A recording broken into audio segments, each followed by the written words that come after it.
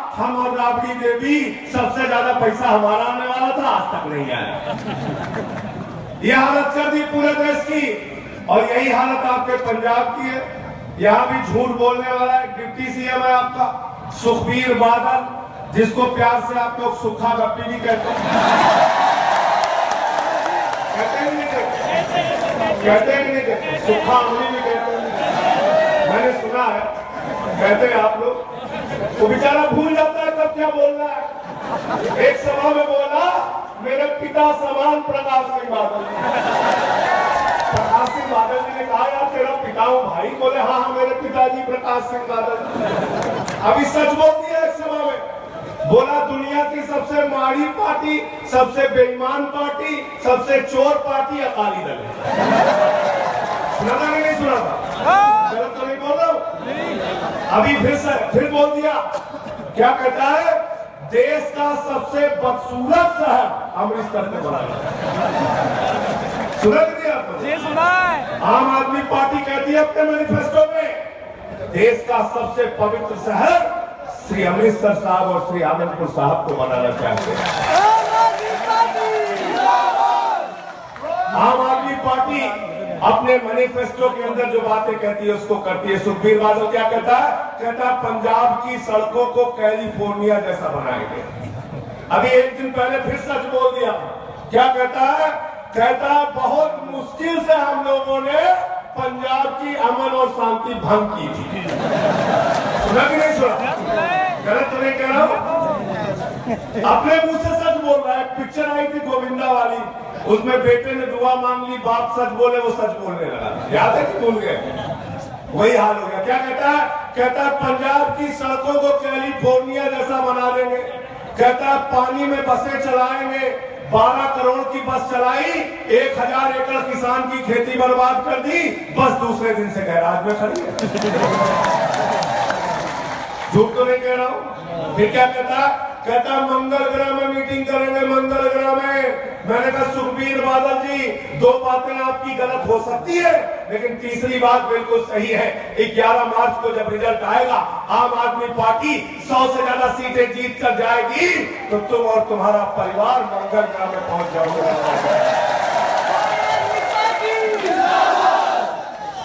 एक एक बात का बदला लेना है इन बेईमानों से, जिन्होंने पंजाब को लूट कर बर्बाद कर दिया।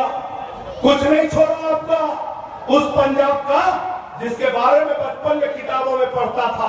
देश का सबसे समृद्धशाली राज्य कौन? उत्तर होता था पंजाब। देश का कृषि प्रधान राज्य कौन? उत्तर होता था पंजाब। देश का नंबर 1 का राज्य कौन? उत्तर होता था पंजाब। उत्तर प्रदेश में बैठा हुआ आदमी, बिहार में बैठा हुआ आदमी, हरियाणा में बैठा हुआ आदमी, गुजरात में बैठा हुआ आदमी, कर्नाटक में बैठा हुआ आदमी, महाराष्ट्र में बैठा हुआ आदमी, तमिलनाडु में बैठा हुआ आदमी सोचता था काश हम भी पंजाब जैसे हो जाए। लेकिन बादल साहब, ये हालत थी पंजाब की। मैं गया था मानसा में उस परिवार से मिलने जिसके 27 साल के बेटे ने निर्वे की खेती बर्बाद हुई तो आत्महत्या कर ली। माँ बाप विकलांग है, बुढ़ापे का कोई सहारा नहीं है। मैं गया था समाना में, पटियाला के अंदर उस परिवार से मिलने जिसकी बेटी की शादी के दिन बाप ने अपने आप को लकड़ी में रखकर जला लिया क्योंकि उसके ऊपर बैंक का कर्जा था। मैं मिला था पट्टी में उस मजबूर बाप से जिसका बेटा नशे का शिकार होकर मर गया, तो बेटे के कफन पे बाप ने चिट्ठी लिखा,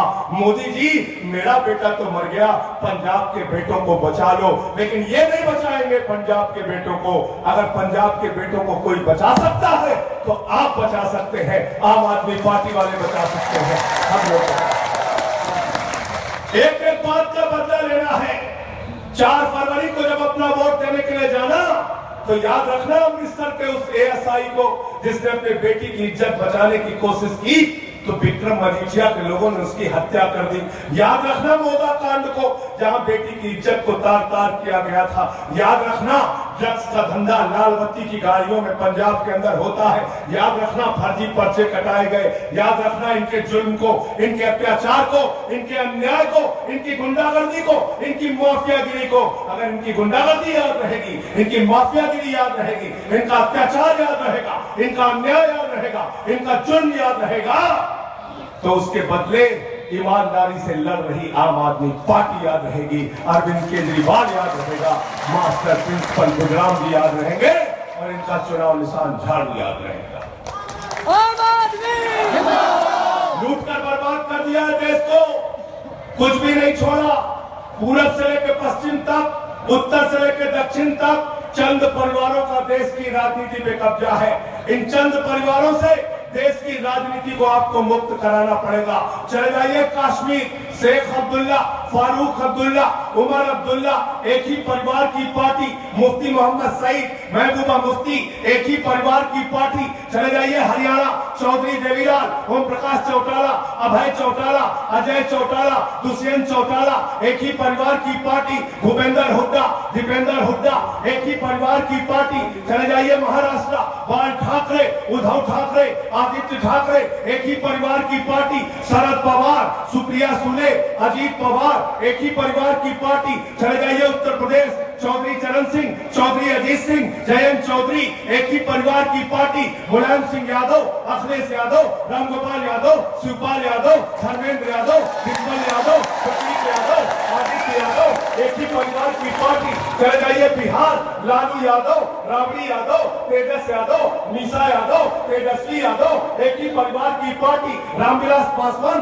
पारस पासवान, चिराग पासवान एक ही परिवार की पार्टी। चले जाइए झारखंड, हेमंत सोरेन, शिबू सोरेन एक ही परिवार की पार्टी। चले जाइए उड़ीसा, बिजू पटनायक, रवीश पटनायक एक ही परिवार की पार्टी। चले जाइए तमिलनाडु, करुणानिधि, कानीमोई, स्टालिन, अलागिरी एक ही परिवार की पार्टी। भारतीय जनता पार्टी, राजनाथ सिंह, पंकज सिंह, नीरज सिंह, कल्याण सिंह, राजवीर सिंह, रमन सिंह, अभिषेक सिंह, प्रेम कुमार धूमिल, अनुराग ठाकुर, वसुंधरा राजे, दुष्यंत सिंह एक ही परिवार की पार्टी। और देश की अब तक की सबसे बड़ी पार्टी कांग्रेस पार्टी, चाचा नेहरू, बिटिया इंदिरा, बेटवा राजीव, बेटवा संजय, बहू सोनिया, बेटवा राहुल, बिटिया प्रियंका, दामाद वाड्रा एक ही परिवार की पार्टी। और पूरा हिंदुस्तान घूम के पंजाब में चले आइए तो प्रकाश सिंह बादल, सुखबीर बादल, हरसिमरत कौर, विक्रम मजीठिया, आदेश प्रताप सिंह एक ही परिवार की पार्टी। कैप्टन अमरिंदर, परनीत कौर, रणेंद्र सिंह एक ही परिवार की पार्टी। पार्टी कहां है जरा बताओ? पार्टी है? पार्टी है क्या? एकमात्र पार्टी है आम आदमी पार्टी, जिसने अपने संविधान में लिखा है एक परिवार से 2 आदमी सांसद विधायक नहीं बन सकता। देश की किसी पार्टी को नहीं। प्रिंसिपल गुजराम जी को आपको जिताकर भेजना है। और मैं इस मंडी में खड़ा हूं, आप सारे व्यापारी बंधुओं से कहना चाहता हूं, किसान का राज, व्यापारियों का राज, आम आदमी का राज, माताओं बहनों का राज 11 मार्च के बाद आने जा रहा है।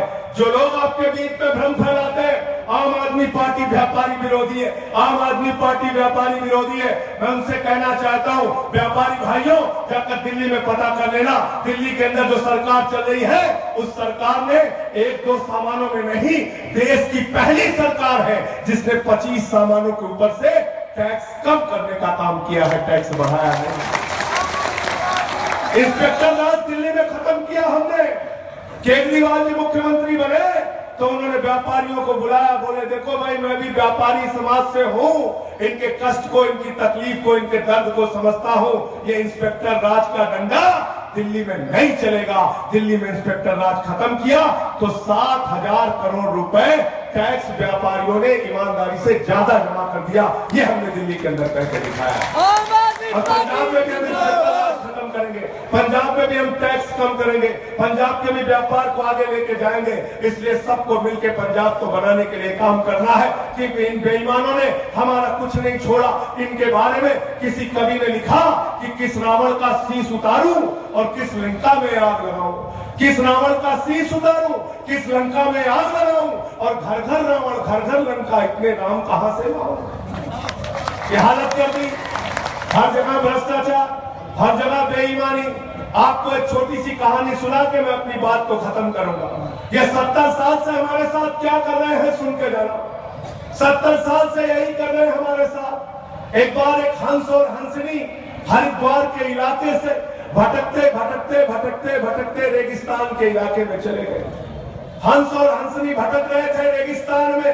हंसनी ने हंस से कहा, अरे हंस, ये कैसा रेगिस्तान का इलाका है, ये कैसा वीरान इलाका है, यहाँ न पेड़ है, न पौधे हैं, न पंछी है, न झील है, न झरने हैं, ये कैसा इलाका है। हंस ने कहा, प्रिय, आज किसी तरह से शाम हो जाने दो, रात बीत जाने दो, सुबह होगी तो हम लोग फिर से हरिद्वार चले जाएंगे। शाम हुई, रात हुई, वहां पर एक पेड़ था रेगिस्तान में। उस पेड़ के नीचे हंस और हंसनी पहुंच गए। उस पेड़ के ऊपर एक उल्लू बैठा हुआ था।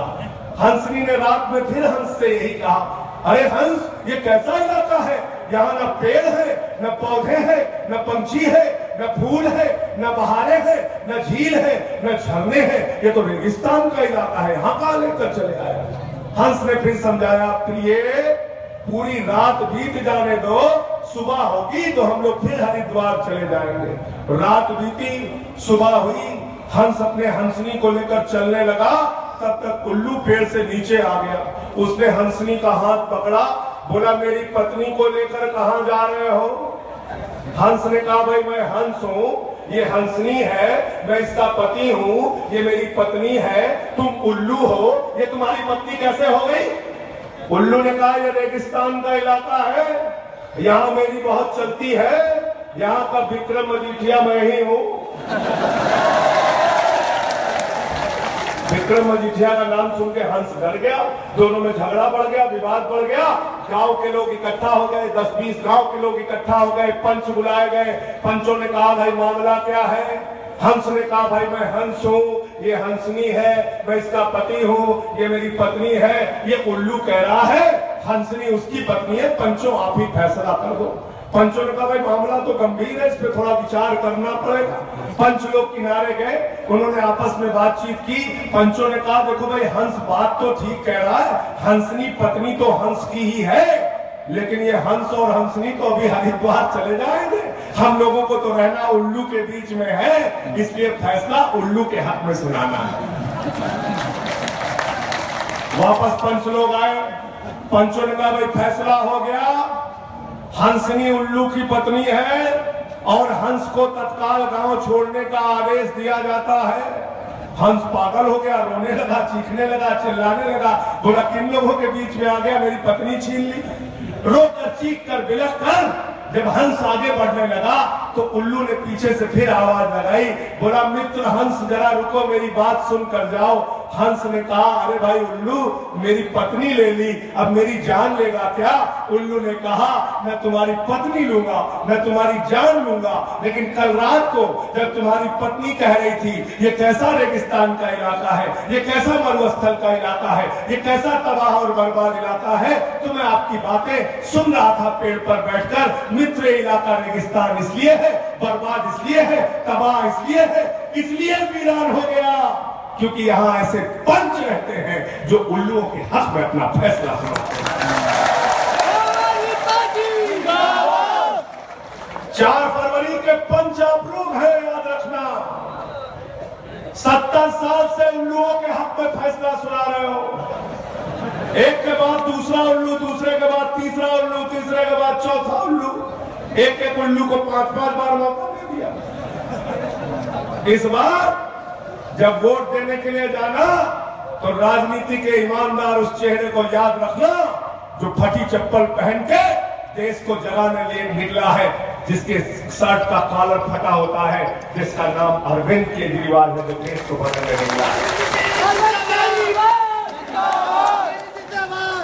और आज पूरा देश एक उम्मीद से आम आदमी पार्टी की ओर देख रहा है, पूरा पंजाब आम आदमी पार्टी की ओर उम्मीद से देख रहा है। उनको निराश मत होने देना। एक सच्चे, एक सीधे, एक ईमानदार प्रत्याशी को, प्रिंसिपल बुलीराम जी को आपके बीच में आम आदमी पार्टी ने उम्मीदवार बनाया है। इनको हजारों हजार वोटों से यहां से चुनाव जिताकर आपको देंगे।